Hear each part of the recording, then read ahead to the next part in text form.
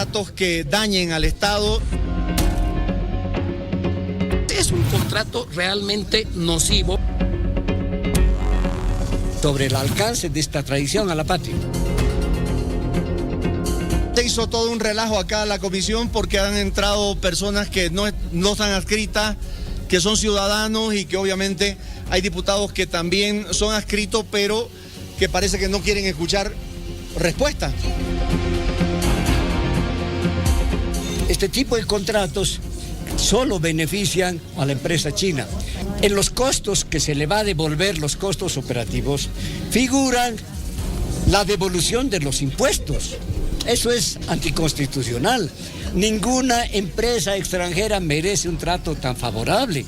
Básicamente establecen que los bolivianos les estamos regalando el negocio de litio a los chinos, porque es un contrato lesivo al interés de todos los bolivianos. Es un contrato que establece los máximos beneficios para la empresa china y también para la empresa rusa y los mínimos beneficios para la empresa boliviana. Que estos contratos en donde en realidad a través de estos contratos la devolución o el endeudamiento al país aproximadamente de 976 millones de dólares. Es para la industrialización de lo que es el litio en nuestro país.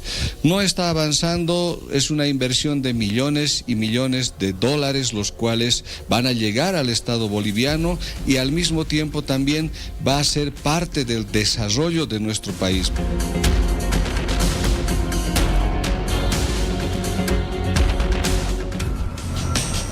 Polémica en la Asamblea Legislativa que ha terminado en una sesión bochornosa por el litio. Escuchemos las observaciones de Miguel Roca.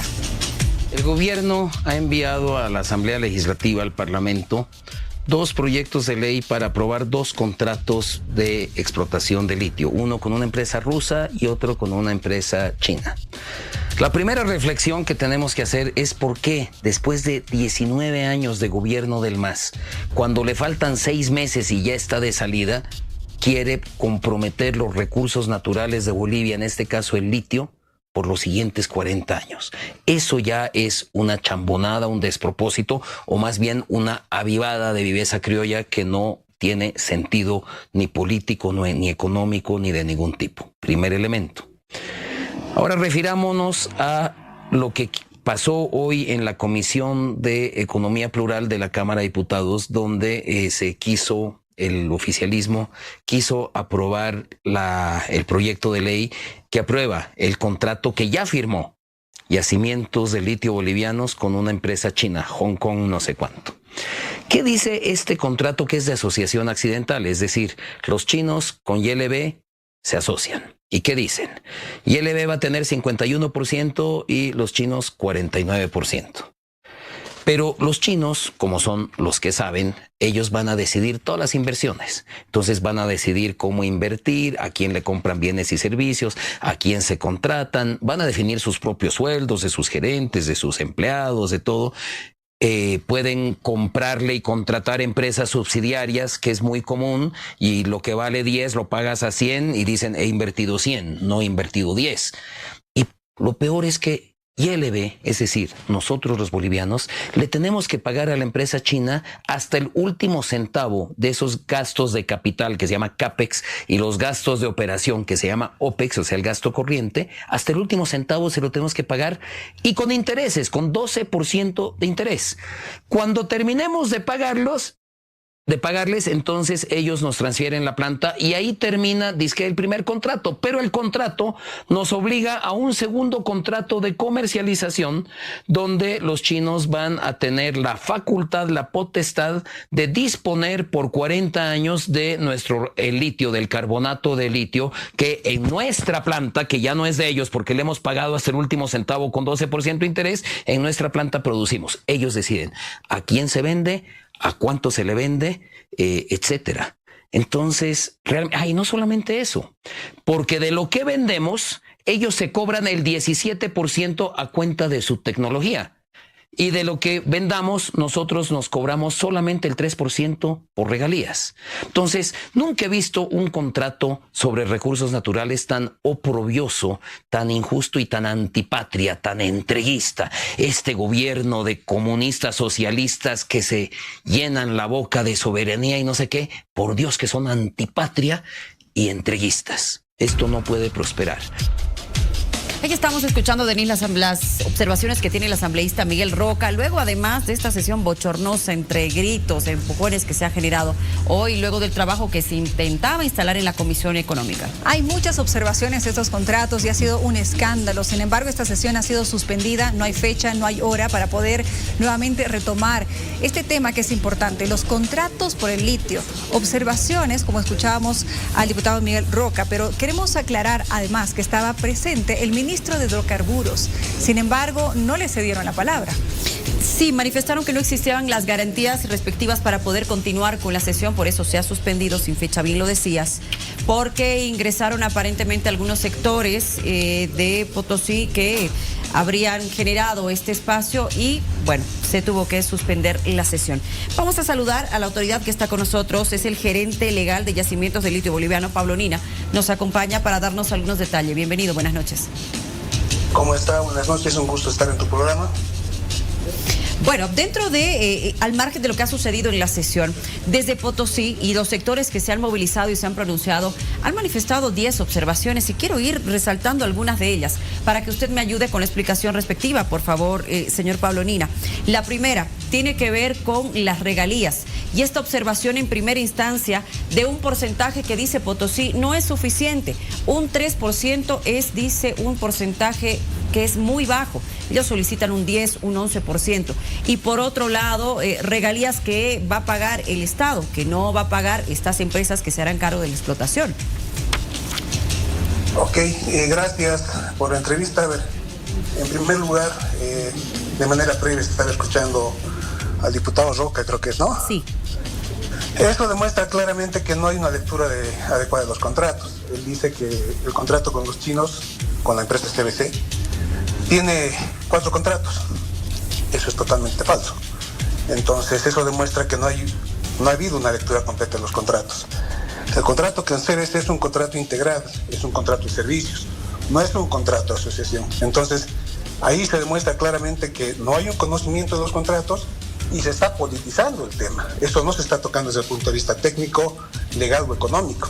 Entonces, creo que eso desvirtúa, digamos, las afirmaciones o las observaciones que puede hacer el diputado sobre ambos contratos. El no conocer qué tipo de contrato es y con qué empresa se tiene suscrito es un elemento de desinformación muy grave. Eso por un lado.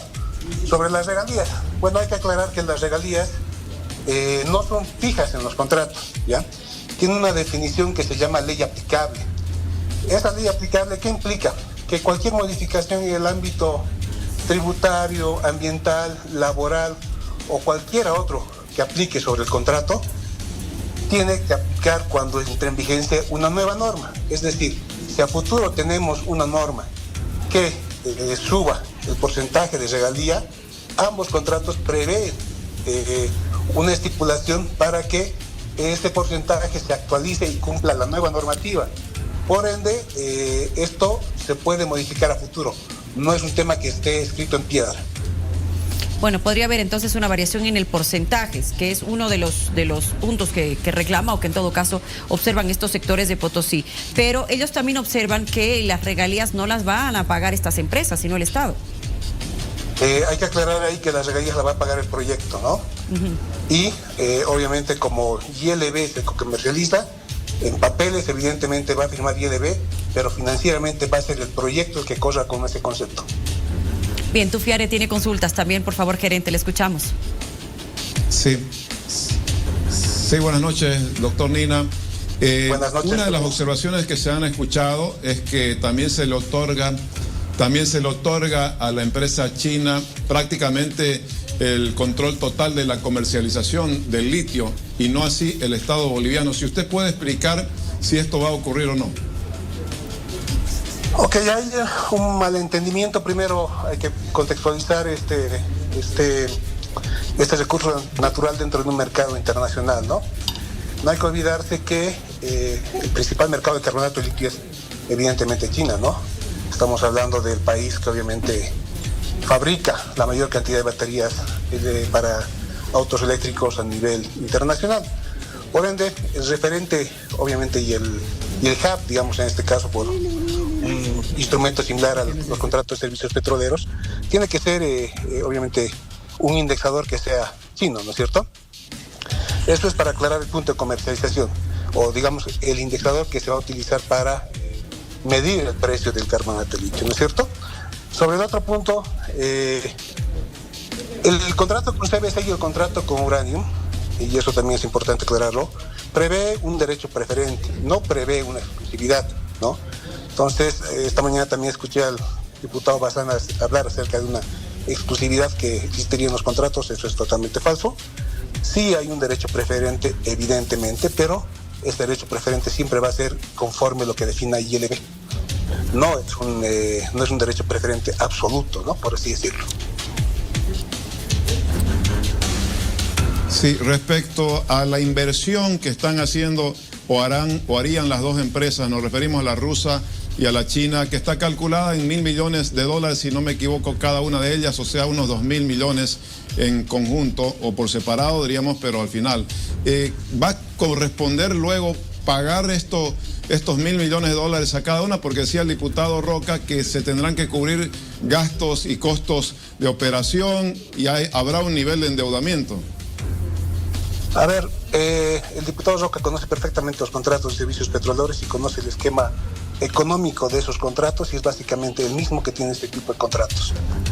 Entonces, evidentemente hay una inversión, tiene que haber una evolución del capital expenditures y del operational expenditures, que son el CAPEX y el OPEX, que justamente estaba conversando de eso.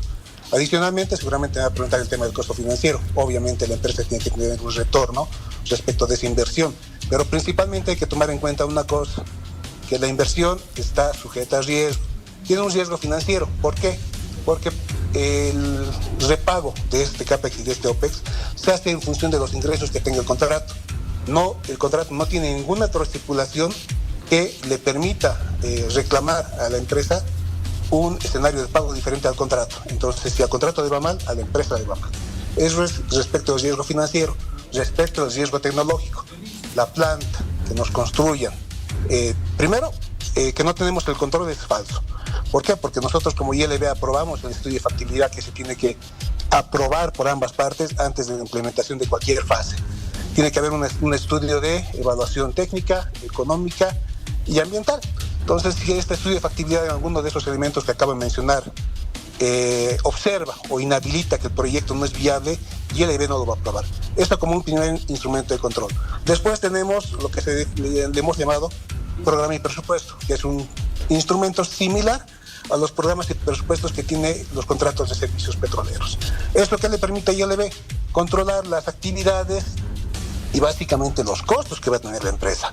Eso lo tiene que presentar el operador de manera previa a cada gestión. Entonces me dirá, ok, este primer año de construcción voy a invertir, yo que sé, $100 millones. Entonces, ¿tú qué haces como ILB? Controlas la actividad y controlas lo que está presupuestando. Entonces, obviamente, ahí corresponderá hacer un análisis de mercado si es que las previsiones o los costos que él está implementando dentro de este programa está sujeto a los términos del mercado y otras cosas más que hay que considerar para aprobar estos temas. En la etapa de operación y mantenimiento ocurre lo mismo. Tiene que presentar anualmente un plan de operación y mantenimiento, lo que te permite hacer un control desde el punto de vista de actividad y de ejecución financiera. Por otra parte, al momento del producto, no nos olvidemos que tiene que funcionar la planta antes de que entre ya en la etapa de operación y mantenimiento. El producto tiene que ser de 99,5% de pureza, es decir, un carbonato de litio grado batería, ¿ya? Y también tiene que tener una recuperación del 80%. Si es que no hubiera cumplido, evidentemente, esas previsiones del producto, obviamente bien, no se debe cancelar, ¿no es cierto? Entonces, no sé si tienes alguna otra consulta más, por favor. No, en todo caso le agradecemos, don Pablo Lina, gerente legal de ILB, por habernos acompañado aquí en vivo. Habíamos escuchado estas observaciones por parte del asambleísta Roca y era importante también conocer la voz de la autoridad. Muchas gracias. Gracias, hasta luego. Que le vaya muy bien. Muy bien.